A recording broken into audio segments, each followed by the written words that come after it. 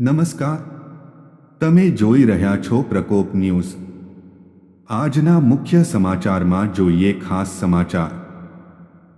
અમરેલી જિલ્લાના જાફરાબાદના ટીમ્બી ભાડા ચોકડી ઉપર એક ગંભીર માર્ગ અકસ્માત સર્જાયો છે।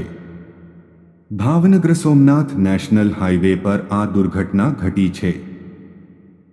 મળતી માહિતી મુજબ રોડ ઉપર મોટા ખાડામાં એક 4 વ્હીલ કાર ફસાઈ જતા અકસ્માત બન્યો।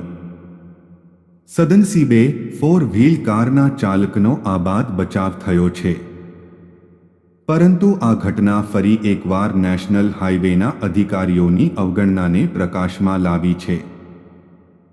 રસ્તાઓની ખસ્તા હાલત અને અધિકારીઓની નિષ્ક્રિયતાને કારણે નિર્દોષ લોકોના જીવ જોખમમાં મુકાઈ રહ્યા છે।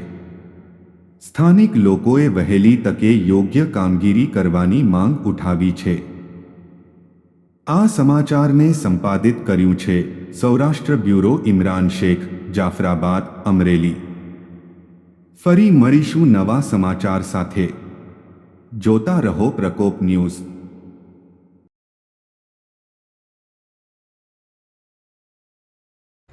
આપનું નામ? અમારું નામ મૂળવાળા પૂંજાવાળા, ગામ છેલણા।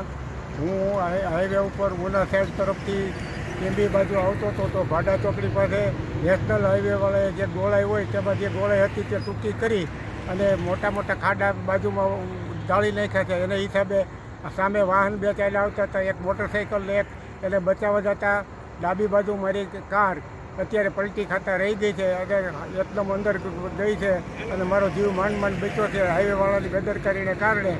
તો આ હાઈવેમાં જે ટર્ન છે એ પોળા કરવાની જરૂર છે અને બદલે ટૂંકા કરી નાખ્યા છે। આ હાઈવેની સ્પષ્ટ બેદરકારી સામે દેખાય છે। આ અંગે તાત્કાલિક ગવર્મેન્ટને પગલાં લેવા જોઈએ એવી મારી માંગણી છે।